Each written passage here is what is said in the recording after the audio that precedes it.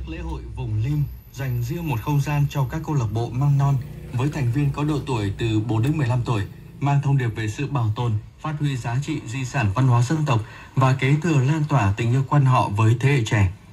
Những liền anh liền chị nhí đã mang đến hội xuân lời ca tiếng hát đậm chất dân ca Kinh Bắc, gieo vào lòng du khách xa gần niềm xao xuyến, ngạc nhiên và thích thú.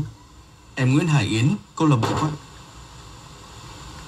có mức sống trung bình đang thường trú trên địa bàn thành phố Hà Nội. Gần đây trên mạng xã hội xuất hiện nhiều bài viết hướng dẫn sử dụng máy sấy tóc để giúp trẻ tăng đề kháng, vượt ốm không kháng sinh. Trước những thông tin này, các bác sĩ đã lên tiếng cảnh báo. Cụ thể, các bác sĩ cho biết dùng sức nóng bằng máy sấy không phải là một trong các kỹ thuật chính thống được dùng trong y học cổ truyền để điều trị bệnh. Do đó, các bác sĩ khuyến cáo các bậc phụ huynh nên thận trọng với các thông tin trên mạng, nhất là từ những người không rõ chuyên môn và những trang thông tin không chính thống.